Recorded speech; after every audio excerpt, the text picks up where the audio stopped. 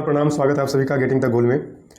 आज मैं आप सबके सामने जो भर्ती आई है बिहार सरकार में सिपाही भर्ती की, उसका पूरा विवरण लेकर हाजिर हूँ। मैं कम समय में 10 मिनट से कम समय में आपको बहुत ही अच्छे से जितने भी डाउट हैं इस पोस्ट को लेकर के, इसकी एलिजिबिलिटी क्राइटेरिया को लेकर के, एज लिमिट को लेकर के और क्या क्या प्रोसेस होने वाले हैं, किस आधार पर मेरिट बनने वाला है, इन सब का डिटेल्स लेकर हाजिर हूँ। चलिए शुरू करते हैं। दोस्तों, जैसा आप सभी को पता है, इसका जो है वैकेंसी आया हुआ है 4128 पदों के लिए। ठीक है, इन 4128 पदों में मध्य निषेध जो सिपाही हैं उनके लिए 1603 पद हैं, कक्षपाल के लिए 2417 पद हैं और ये दोनों ही लेवल 3 का जॉब है। ठीक है, उसके बाद चलंत दस्ता सिपाही, ये लेवल 2 का है, इसमें 108 है, इसको आप इग्नोर कर सकते हैं। दोस्तों, इसका प्रारंभ तिथि जो है ये 6/10 है, यानी कि अगले महीने में 6 तारीख से प्रारंभ हो जाएगी और नवंबर 5 तक भरी जाएगी फॉर्म। तो मेरी सलाह रहेगी कि आप लोग फटाफट फॉर्म भर लें, इंतजार ना करें लास्ट डेट का। ठीक है, चलिए, अगर आप चाहें कि देखना है, ठीक है, कि एकदम से पूरा डिटेल देखना है किस के लिए कितना सा पोस्ट है, तो उसमें आप बता दूं आपको कि यूआर के लिए टोटल 678 पोस्ट है, जिसमें 35% महिलाओं के लिए आरक्षित है। ओके, ईडब्ल्यूएस में टोटल जो है 160 है, जिसमें 56 महिलाओं के लिए आरक्षित है। आपको याद रखना है कि बिहार में चाहे कितनी भी बहाली आ जाए, 35% महिलाओं के लिए आरक्षित होगा। ठीक है, तो महिलाएं ज़्यादा से ज़्यादा बढ़ के हिस्सा लें इस चीज़ में। ठीक है, फॉर्म अच्छे से भरे। यहाँ पर आप देख सकते हैं एससी के लिए 242 पोस्ट है, एसटी का 16 है, ईबीसी का 260 है और बीसी का 196 है। बीसीडब्ल्यू का 51 है, टोटल 1603 पोस्ट है, जिसमें महिलाओं के लिए 544 पोस्ट है। तो महिलाएं लेवल 3 का जॉब है, अच्छी खासी आपको सैलरी मिलेगी। ठीक है, आप जरूर फॉर्म को भरिए और तैयारी कीजिए। देखिए, यहाँ पर है कक्षपाल। कक्षपाल क्या है, अगर आप कहेंगे तो मैं सेपरेट वीडियो में बता दूंगा कि इनका काम क्या होता है। ये भी 21,700 पे लेवल का जॉब है, यानी कि ये बेसिक है। 21,700 जो मैं आपको एक बार समझा देता हूँ क्या होता है। ये 21,700 बेसिक है, इसके ऊपर डीए मिलता है। ठीक है, डियरनेस अलाउंस। तो डियरनेस अलाउंस जो है आपका लगभग 56% आप मान लीजिए, यानी कि जो भी आपकी सैलरी है 21,700, अगर इसको हम राउंड ऑफ 22,000 कर देते हैं तो उसका 56%, अगर इसको 50% भी राउंड ऑफ करते हैं तो 11,000 रुपये आप मान के चलते हैं। तो 22,000 और प्लस 11,000, इसके बाद आपको टीए मिलता है। ठीक है, और एक्स्ट्रा अलाउंस भी मिलते हैं, है ना। उसके बाद आपको एचआरए भी मिलता है। तो ये सब चीज़ें मिला करके आपकी सैलरी अच्छी खासी लगभग 35,000 रुपये पार कर जाएगी। ठीक है, तो आप अच्छे से, प्रारंभिक सैलरी की मैं बात कर रहा हूँ, 35,000 रुपये पार हो जाएगी। तो आप अच्छे से तैयारी करें। यहाँ पे आप देख सकते हैं ये जो कक्षपाल है इसमें 2417, सबसे ज़्यादा वैकेंसी जो है इसमें कक्षपाल की ही है। दोस्तों, यूआर के लिए जो वैकेंसी है इसमें 929 है, जिसमें 325 महिलाओं के लिए है, ईडब्ल्यूएस 225 और एससी 518। आप ये पूरा का पूरा जा करके ऑफिशियल वेबसाइट पे देख सकते हैं। ठीक है, चलिए आगे देखिए। एससी के लिए 39 है, ईबीसी के लिए 385 है, बीसी के लिए 301 है।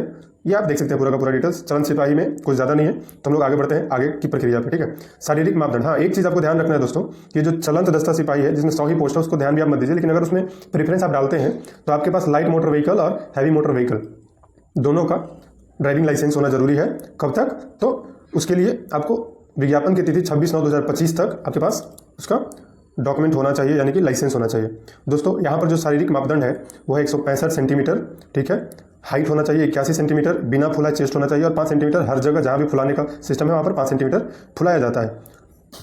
ये किसका आपको है? ये गैर आरक्षित और पिछड़ा वर्ग के पुरुष अभ्यर्थियों के लिए, यानी कि जनरल और ओबीसी के लिए है। ठीक है, बाकी जो है अत्यंत पिछड़ा वर्ग के लिए 160 सेंटीमीटर है। ठीक है, बाकी चेस्ट सेम ही रहेगा, हाइट में 5 सेंटीमीटर की इनको राहत है एससी और एसटी में। ठीक है, सभी वर्ग की महिलाओं के लिए हाइट जो है इनको और भी ज़्यादा एससी एसटी से भी 5 सेंटीमीटर की रियायत दी गई है और इसमें चेस्ट का मेजरमेंट नहीं होता, जैसा आप सभी को पता है।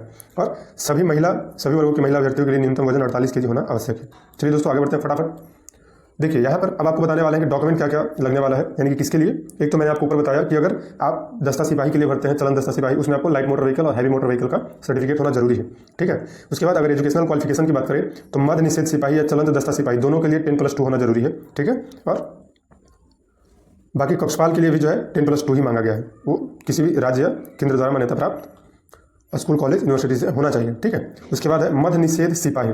दोस्तों, ये जो मध्य निषेध सिपाही यहाँ पर दिया गया है, यहाँ पर देखिए उम्र सीमा की बात की जा रही है। मिनिमम 18 और मैक्सिमम जो है 25 साल चाहिए। कई भी सिपाही भर्ती में ऑन एवरेज सेम ही रहता है। कक्षपाल के लिए भी 18 और 30 है। ठीक है, तो यहाँ पर देख लीजिए कक्षपाल में आपको 5 साल ज़्यादा तक आप जा सकते हैं, यानी कि 30 साल से कम उम्र है आपकी, तो आप आराम से अप्लाई कर दीजिए।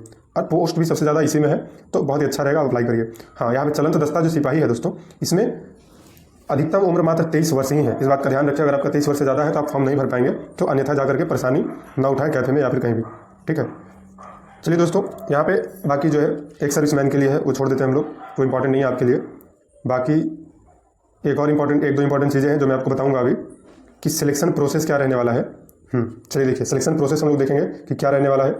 कह रहा है कि चयन के लिए परीक्षा संरचना क्या होने वाली है। मध्य निषेध सिपाही, कक्षपाल और चलनदस्ता सिपाही की रिक्तियों के लिए चयन या भर्ती की प्रक्रिया एक साथ कराई जाएगी, यानी कि अलग अलग, इसके लिए 3 अलग अलग पोस्ट है तो उसके लिए अलग अलग नहीं कराई जाएगी, एक ही साथ में करा दी जाएगी। ठीक है, पहले चरण में लिखित परीक्षा आपको पास करना होगा। ठीक है, जिसमें बहुत सारे सत्र में परीक्षा होंगे तो नॉर्मलाइज किया जाएगा मार्क्स को। ठीक है, लिखित परीक्षा में क्या है तो Hindi, English, math, social science में इतिहास, भूगोल और राजनीतिक शास्त्र वगैरह, जो कि 10वीं कक्षा के लेवल का होगा, ये सिलेबस रहने वाला है। ठीक है, तो पहले चरण में आपको ये चीज़ें रहेंगी, जैसा कि हमने आपको बताया कि नागरिक शास्त्र, अर्थशास्त्र भी रहेगा, फिजिक्स, केमिस्ट्री और बायोलॉजी और वनस्पति विज्ञान और प्राणी विज्ञान भी रहने वाला है, जो कि 10वीं कक्षा के लेवल में रहेगा। ठीक है, इसमें 100 प्रश्न रहेंगे, जिसमें 2 घंटे का एग्जाम होगा। क्वेश्चन 100 है और 2 घंटा रहने वाला है। ठीक है, और OMR सीट पर होगा, ऑनलाइन एग्जाम नहीं होने वाला है, तो आप अन्यथा टेंशन ना लें ऑनलाइन एग्जाम की। ठीक है, और आपको 30% कम से कम मार्क्स लाना होगा पास होने के लिए। कक्षपाल के लिए जो है यहाँ पे कह रहा है कि मेधा का आधार लिखित परीक्षा होगी। ध्यान देने वाली बात है, कक्षपाल के लिए लिखित परीक्षा होने वाला है आधार। ठीक है, उन्हें शारीरिक माप के लिए उपस्थित होना होगा, उनको शारीरिक माप देना है, लेकिन कक्षपाल के लिए जो है लिखित परीक्षा ही आधार होने वाली है मेधा के लिए, यानी कि मेरिट जो बनने वाला है कक्षपाल का। समझ गए? चलिए आगे बढ़ते हैं दोस्तों। लिखित परीक्षा में प्राप्त अंकों के आधार पर यथासंभव यहाँ पे कहा जा रहा है कि 5 गुना जो है अभ्यर्थियों को शारीरिक दक्षता परीक्षा के लिए बुलाया जाएगा। ठीक है, आगे बढ़ते हैं। लिखित परीक्षा अंतिम मेधा सूची के आधार पर नहीं होगी, यानी कि लिखित परीक्षा अंतिम मेधा सूची का आधार नहीं रहने वाली है। लिखित परीक्षा केवल शारीरिक दक्षता परीक्षा के लिए क्वालिफाइंग होगी। ठीक है, चलिए फिजिकल देख लेते हैं। फिजिकल में जैसा आप सबने देख लिया कि क्या है, इसमें मार्क्स दिए जाएंगे। अब एक चीज़ ज़रा ध्यान देने वाली बात है ना, कि ऊपर कहा जा रहा था कि एक पोस्ट के लिए मेरिट बनेगा रिटन एग्जाम पे। ठीक है, अभी हमने आपको दिखाया ना यहाँ पर कक्षपाल, यहाँ पे क्या कहा जा रहा था कि कक्षपाल के लिए मेधा का आधार लिखित परीक्षा होगी, परंतु उन्हें शारीरिक माप के लिए उपस्थित होना होगा, यानी कि ये कक्षपाल के लिए कहा जा रहा था। ठीक है, अब यहाँ आपको देखने के लिए मिलेगा और भी डिटेल में, लिखित परीक्षा के आधार पर अभ्यर्थियों को, जैसा आपको बताया गया, 5 के अनुपात में बुलाया जाएगा, है ना। कक्षपाल के अभ्यर्थियों को छोड़कर अन्य सभी अभ्यर्थियों को शारीरिक दक्षता परीक्षा में सम्मिलित होना और इसमें सफल होना अनिवार्य होगा, क्योंकि कक्षपाल के अलावा जो दोनों पोस्ट हैं उन दोनों का फिजिकल के आधार पर ही मेरिट बनेगा, लेकिन कक्षपाल का मेरिट जो है वो रिटन एग्जाम पर बनने वाला है। ठीक है, इसका पूरा का पूरा सार यही है। आगे बढ़ते हैं। देखिए, शारीरिक दक्षता परीक्षा में जैसा आप सभी जानते हैं कई सारे तरीके से दौड़ कूद, है ना, हाई जंप और लॉन्ग जंप दोनों कराया जाता है, गोला फेंक वगैरह। तो देख लेते हैं कि इसमें क्या क्या कराया जाएगा। तो दौड़ के लिए अधिकतम आपको 50 अंक दिए जाएंगे। ठीक है, सभी कोटि के पुरुषों के लिए 1 मील अगर दौड़ते हैं, ठीक है, अधिकतम 6 मिनट में दौड़ना है। ठीक है, अगर जो लड़का 5 मिनट से कम में दौड़ जाएगा उसको 50 अंक मिलेगा, जो 5 मिनट से लेकर के 5 मिनट 20 सेकंड तक दौड़ेगा उसको 40 नंबर मिलेगा। ठीक है, तो देखिए कितना ज़्यादा जो है, जो 5 मिनट से कम में, यानी कि 4 मिनट 59 सेकंड, 4 मिनट 58 सेकंड में मार देगा, वो 50 में 50 लेके जाएगा। जो 5 मिनट 20 सेकंड और 5 मिनट के बीच में मारेगा, ठीक है, उसका 40 अंक रहने वाला है। ये ध्यान देना होगा, इसी आधार पर आपको तैयारी करना होगा। ठीक है, ये बहुत इंपॉर्टेंट रहने वाला है, क्योंकि इसी पे मेरिट बनेगा। जो 5 मिनट 20 सेकंड से लेकर के 5 मिनट 40 सेकंड तक रहेंगे उनका 30 मार्क्स मिलेगा, और जो 5 मिनट 40 सेकंड से लेकर के 6 मिनट तक रहेंगे उनको 20 मार्क्स मिलेगा। ठीक है, तो वो तो 20 मार्क्स और 30 मार्क्स में रिजल्ट नहीं होने वाला है, आपको 40 और 50 ही करना पड़ेगा। ठीक है, चलिए 6 मिनट से अधिक समय लेने वाले पुरुष अभ्यर्थियों को असफल घोषित कर दिए जाएंगे। ठीक है, सभी कोटि की महिलाओं के लिए 1 किलोमीटर जो है अधिकतम 5 मिनट में दौड़ना होगा। ठीक है, 1 किलोमीटर की दौड़ है इसलिए 5 मिनट है। 4 मिनट से कम में जो कर लेंगे उनको 50 से 50 मिलेगा, और बाकी आप देख सकते हैं ये डिटेल्स। आगे देखते हैं हम लोग गोला फेंक। गोला फेंक में क्या रहने वाला है भाइयों, तो 16 कह रहा है कि 16 पाउंड का जो है गोला होगा, न्यूनतम 16 फीट फेंकना है। 16 फीट से 17 फीट तक जो फेंकेंगे उनको 9 नंबर मिलेगा।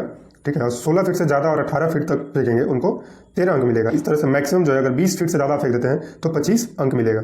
इस तरीके से महिलाओं को मिलने वाला है कि 12 फीट कम से कम फेंकना होगा, माफ़ करें 12 फीट कम से कम फेंकना होगा, और 12 से 13 फीट तक जो फेंकते हैं, ठीक है, उनको 9 अंक और अधिकतम 25 अंक मिलेगा जो 16 फीट से ज़्यादा फेंक देंगे। ठीक है, तो आप अधिकतम का प्रयास कीजिए, क्योंकि मेरिट तभी बनेगा जब आप अधिकतम फेंकेंगे। ओके, ऊंची कूद का देख लेते हैं, और लंबी कूद का क्या है। तो ऊंची कूद में न्यूनतम 4 फीट कूदना है, ये पुरुषों के लिए मैं बता रहा हूँ। ठीक है, 25 अंक का 25 मार्क्स का होने वाला है। 5 फीट जो कूदेंगे उनको 25 अंक मिलेगा, और जो कम कूदेंगे उनको देख सकते हैं 13 नंबर तक मिलेगा। ठीक है, महिलाओं के लिए ठीक इसी तरीके से सेम 25 मार्क्स का रहने वाला है। कम से कम 3 फीट कूदना है, कम कूदने वाले को 13 और अधिकतम 25 अंक दिए जाएंगे जो 4 फीट से ज़्यादा कूद पाएंगे। ये बहुत इंपॉर्टेंट रहने वाला है, आपको पहले ही ये वीडियो पूरा देख लेना चाहिए, तभी जाकर के तैयारी करना है। ठीक है, अगर आपको लगता है कि ये नहीं कर पाएंगे तो सलाह लीजिए आसपास में जो आपके बड़े भाई बंधु हैं, वो आपको बताएंगे कि आप कर सकते हैं या नहीं, क्योंकि कई बार आप अपनी क्षमताओं को नहीं जानते हैं। तो इस चीज़ को आप ध्यान रखिए। कह रहा है तीसरा चरण क्या है, दस्तावेज सत्यापन। ठीक है, तो डॉक्यूमेंट वेरिफिकेशन होगा और बाकी चीज़ें आपकी ऐसे ही रहने वाली हैं। मैं आपको देख लेता हूँ और कुछ इंपॉर्टेंट चीज़ है तो आपके लिए मेधा सूची, जैसा आपको बता दिया है हमने पहले ही, ठीक है, कि कक्षपाल के लिए जो है इसमें मेधा सूची का आधार लिखित परीक्षा रहने वाला है। ओके, और मद निषेध सिपाही, ठीक है, चलंत दस्ता सिपाही, इनके लिए जो है लिखित परीक्षा सिर्फ और सिर्फ फिजिकल में जाने के लिए रहेगा, यानी कि क्वालिफाइंग रहेगा। ठीक है, लेकिन मेन जो मेरिट बनेगा वो शारीरिक दक्षता परीक्षा यानी कि फिजिकल पे ही होगा। ओके, चलिए आगे देखते हैं दोस्तों। मुझे लगता है कुछ इंपॉर्टेंट नहीं है। जैसा कि आप सभी को पता है कि बिहार सरकार में सब के सब जितने भी फॉर्म भरे जाने वाले हैं उन सबका 100 रुपये ही कर दिया गया है। तो आप इस चीज़ को समझ लें, बहुत ज़्यादा पैसा नहीं लग रहा है, तो आप आराम से फॉर्म भर सकते हैं। और किसी भी चीज़ के लिए यहाँ पे बेसिकली उम्र सीमा वगैरह 1/8/2025 है, तो एज लिमिट आपका यही रहने वाला है हर चीज़ के लिए। ठीक है, चलिए, जैसा हमने आपको बताया कि 6 अक्टूबर से शुरू हो जाएगा और 5 नवंबर तक फॉर्म भरे जाएंगे। तो शुरुआत में ही आप अपना सारा फॉर्म भर लें, सभी लोग भर लें। सारा फॉर्म क्या एक ही भरिएगा ना, तो सभी लोग फॉर्म भर लें और अच्छे से तैयारी के लिए हमारे चैनल के साथ जुड़े रहें। दोस्तों, अगर आप अपनी लाइफ में सक्सीड करना चाहते हैं तो मैं हमेशा कहता हूँ कि ज़्यादा पढ़ने से नहीं, है ना, आपको स्मार्टली पढ़ने से नौकरी मिलेगी। तो आप स्मार्टली पढ़ें। आप जीके जीएस और जो भी नोटिफिकेशन आ रहे हैं, जो भी क्लैरिफिकेशन आपको चाहिए, किसी चीज़ से रिलेटेड डाउट है, करियर से रिलेटेड डाउट है, तो आप हमको मैसेज कर सकते हैं। मैं बहुत जल्दी आपको नंबर देने वाला हूँ। आप चैनल के साथ जुड़े रहें, लगातार वीडियो बनती रहेगी। जैसे ही मैं चैनल बना देता हूँ आप लोगों के लिए टेलीग्राम का, तो वहाँ पे आप मुझे टेक्स्ट कर सकते हैं, मैसेज कर सकते हैं और पूछ सकते हैं कि कैसे अपनी लाइफ में एक सरकारी नौकरी प्राप्त करें और अपने माँ बाप का और खुद का सपना पूरा कर सकते हैं। चलिए दोस्तों, नमस्कार, धन्यवाद।